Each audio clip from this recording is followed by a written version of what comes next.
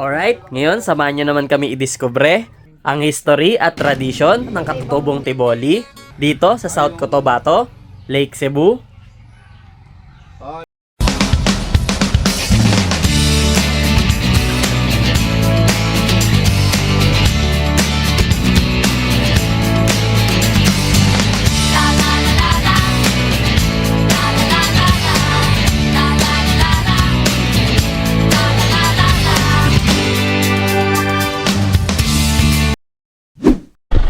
So yun, dito na tayo sa Lake Cebu Tiboli Museum, House of Gongs. So may entrance fee siya na 30 pesos.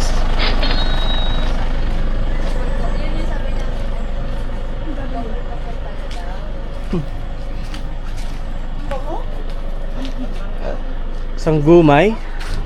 Ito yung Martins, oh. Martins Mystery Oo. na halaman. Welcome. Ay, hindi pala. Hindi na lang. Magandang umaga po. So, dito na lang po. Iwanan dito sa... Dito. So, tanggal tayo ng tsinelas. Ala, ang cute. Ang tawag natin ito, House of Gong. House of Gong. Dahil sa tayo yung may pinakamaraming koleksyon dito sa buong Pilipinas. Mga 17th century kasi itong mga gongs. 80,000 isang Yung gong. ganito po, yung ganito. Yes. So, Yan, 80,000. pwede Yung kayo lang po sa magtugtog. Showtime, nasa magkano? Yung ganong klase yun, showtime. Nasa magkano po yung gano'n? Malaki yun. Hindi ko lang alam kung ano. Ay, nagkalira. Ito po. Pwede kayo magtugtog. Ganito po yung sa Showtime. Yes. So, ayan guys. Tiboli Museum, Lake Cebu, South Cotabato. The sound will reach 5 kilometers. 5 kilometers. Noong araw, wala tayong cellphone. Itong ginagamit. Hawakan mo dito, palo dito. Pwede po. Oo. Pwede po. Maririnig ng 5 kilometers. Isa pa. Lakas ang Hindi ka kita eh. I'll go. Ooh. Akala ko dun yun. Saan ba dito ba? Diyan nga. Saan mo ba inataw? Sa gilid. Ay, kaya pala eh. Gong po tawag dito. Sa amin, blow-on. Blow-on. Sa trigo. Sa inyo, Gong. agong. So, tatry natin ang Sa gong English, gong. na ang abot niya is 5 kilometers.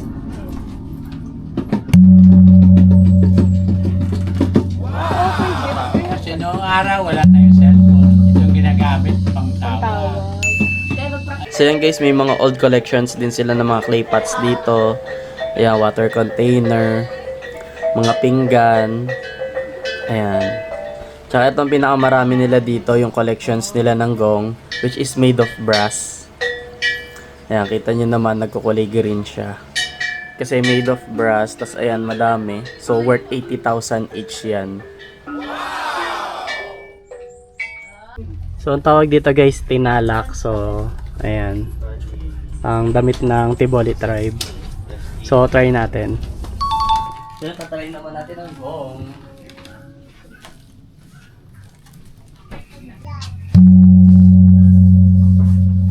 Yeah. Sa ba? Parang medyo sama mo na ito. Okay. Tawag dito? Kulinta. Kulintang. So, ito may kulintang. Parang ka nagka-drum. Dito sa So, ito naman guys yung kulintang. So, set siya ng maliliit na gong. So, tara try natin. Picture tayo. Picture, picture. Mas maganda yun. Malakad na doon. Picture na.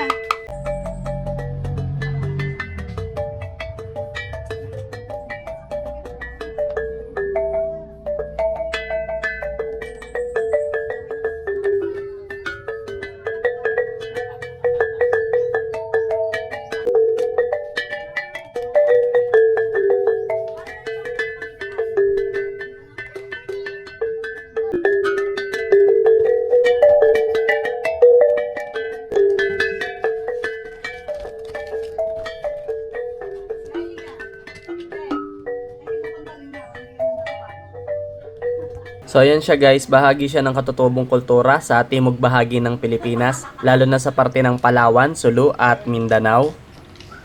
Yeah!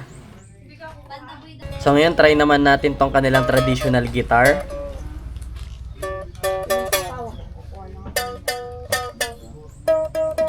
Let's go. Kita. Try tayo gitara. Ay po. Next. Ano ba tawag dito? Hagalong. Hagalong.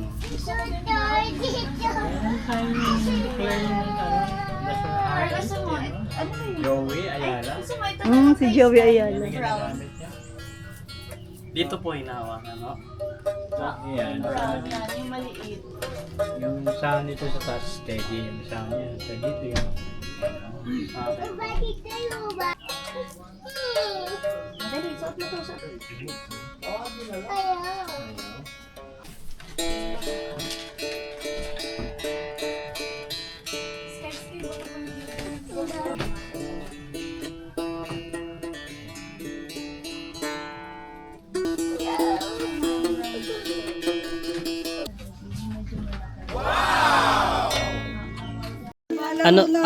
Ano po tawag dito? Ho?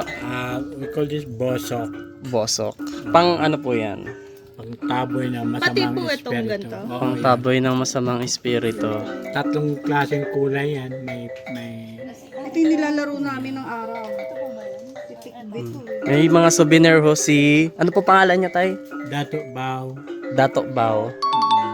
May mga souvenir sila dito. Mura lang. So, Yung dato kami. pwede rin tayo bumili para makatulong din sa kanila. Ayan. Then you go to Hapra. Mga brass, 80 pesos. Ayan, keychain. Minsan 50. 20 pesos. Ayan. Pwede nyo ito pang pasalubong. Ayan ang mga student. Ayan. Gawa po ng 80. estudyante? Brass na bracelet. Sabi na sa Ganda. akin, may baon sila pagkatapos. Ayan. Ay ba tayo? Eh, Ganda. Bili ako. 20 lang. 20 pesos. Nagbili kami ng brass bracelet. 80 pesos. Tsaka to 20. Ayan. Taboy daw sa Oo. ito. Masamang bad spirit. 20 din. Yan.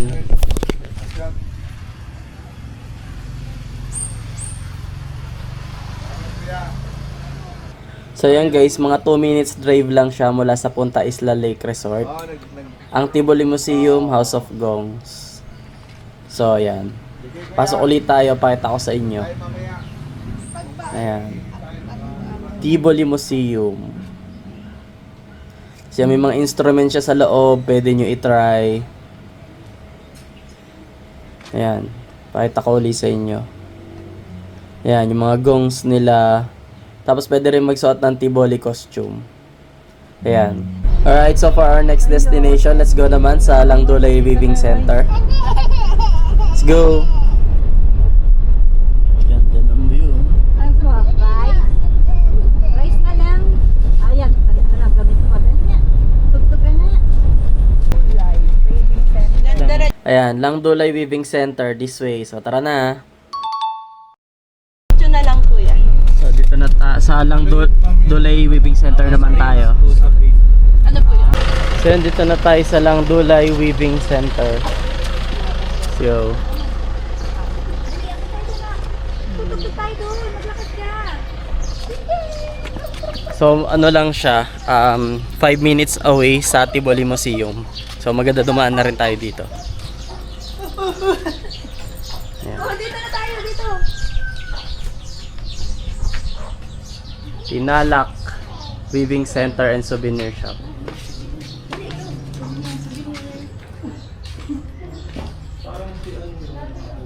Ayan. So, meron mga souvenir sila dito. Sa earrings, pintas,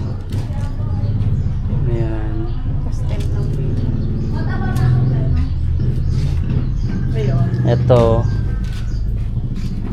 Tinala. 700. Kada ano, mabilak ng ganito. Sa ganito po, 2.5. 2.5. Ayan.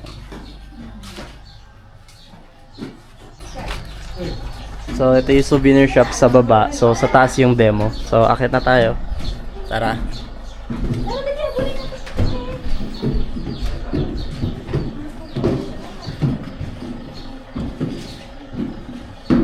Okay.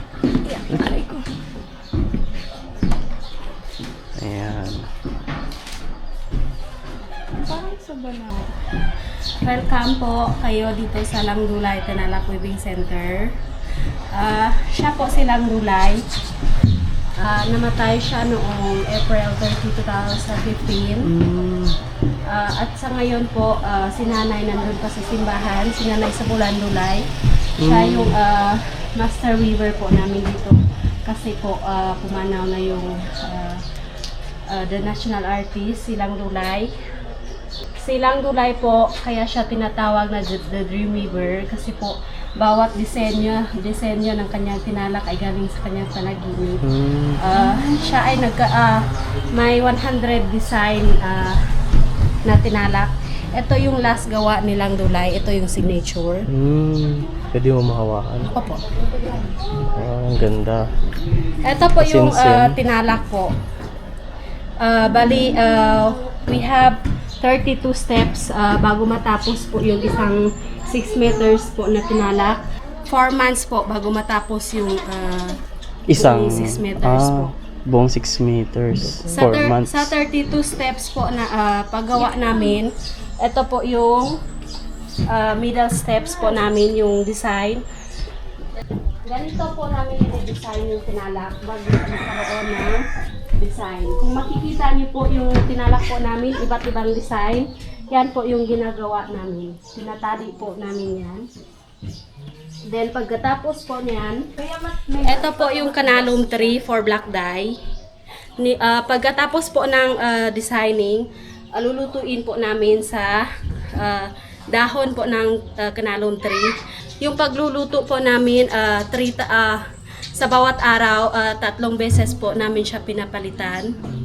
Pag dumikit na po yung katas ng canalum tree, pag nagiging black na po lahat, luluto, yung weavers po, ang nagkakaalam kung alin dyan yung kukunin niya. Yan yung red color. Red. Lulutuin naman namin siya sa ugat po ng loco tree. Na Ito po yung loco tree. local tree po. Yes po.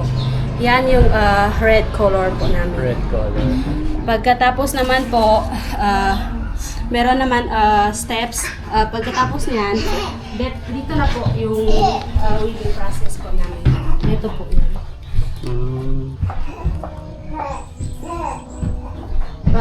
Then pagkatapos po, kung makikita niyo po yung tinalak namin dito, medyo matigas. Medyo rough pa siya. Yes po. Dito lumambot.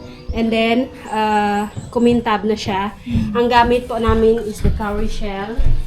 Ito yung ginagamit namin na pang-plansa para kumintab and then lumambot po yung tinalak. Lang.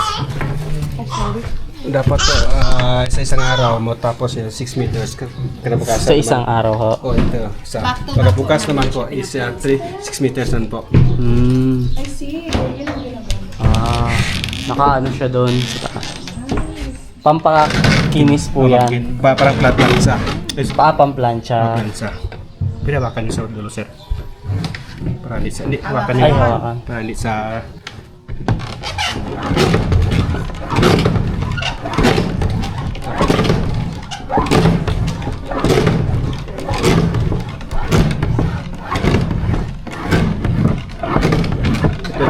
Dapat sa isang araw, ito yung 6 meters. Pag nabukasan naman, isa pa naman. Hawakan niyo, sir. Ay, oo nga. Pwede matry? Pwede. Kuminis nga siya. Ito ang paghawak mo, sir, wag mo hawakan dito hawakan para wag yung Pag ganyan ho. bawa konti. Grabe Dito. pala yung power. Kailangan dyan bago matapos. Ay, ang bigat. Oo. Kailangan, sir, Yung gawin mo 1 meter po. 1 meter. Para hindi sayang yung pasada. Ah, okay, ganyan. Tingnan mo sir, oh. Pag-intap na. Na ma'am. Yung gagamit na pagpapas. Galing. Linis. Huh? Kahit ba dito una. Hindi naman po siya nabubutas. Hindi po. Hindi daw kuya.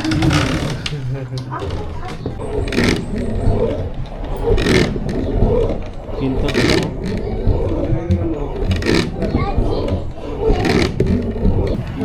TikTok na. Dapat sa ibang pwesto. May baby oh. Ate oh ate. Bigay na ate dali. Pagkuhan mo na lang si daddy. Ikaw si daddy. Made from very fine abaca fibers. Tinalak. Break na wala pa. Bali no entrance fee dito guys, so donation lang siya. So pag pupunta kayo ng South Cotabato, huwag nyo kalimutan dumaan dito sa Langdulay Weaving Center para malaman nyo na rin yung traditions at culture nila. Ano mapuputol yung hibla niya? Lang, dulay. May sulat siya. So ito yung huli niya pong Galing. Amazing. Ang galing. Thank you. So yan, next, punta naman tayo dito sa labas kung saan kumukuha at ginagawa yung abaca fibers. So try din natin to.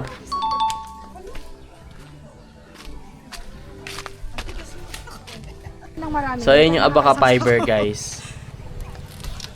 Abaca. Ito. Yan yung ano. Kinuha doon sa ano. Ayan.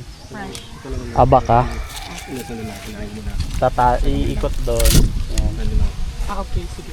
Tapos naman, pag ito, kung nandito ka naman. Isang kamay lang kuya. Depende sa inyo kung gusto niyo kaya sa kamay.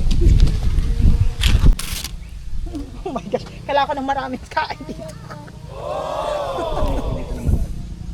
Pwede mo yan dito na sa wala. So yan dito kinuha.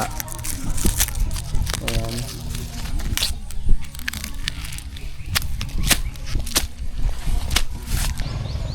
Abaca tree. So yan.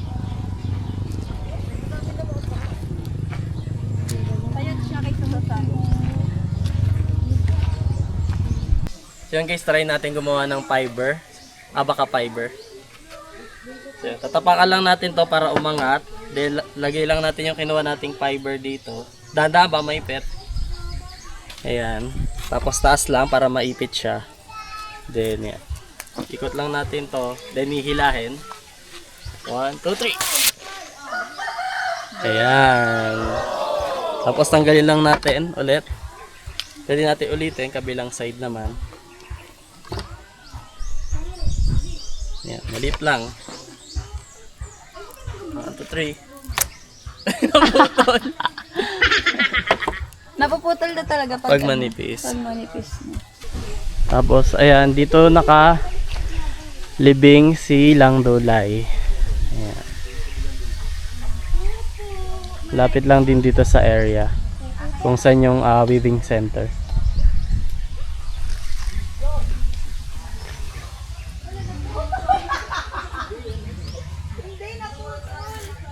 Prayer for the preservation of the gift. Ayan guys, Langdulay Memorial Garden. So ito siya guys, so dito siya nilibing sa tabi lang din ng Langdulay Weaving Center.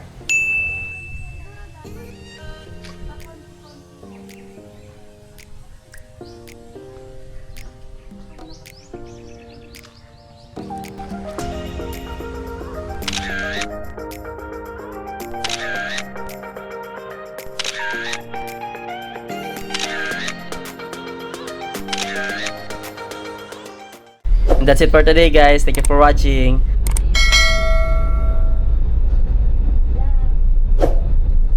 And next, let's go to Seven Falls and try the highest zip line in Southeast Asia. Let's go! Good luck!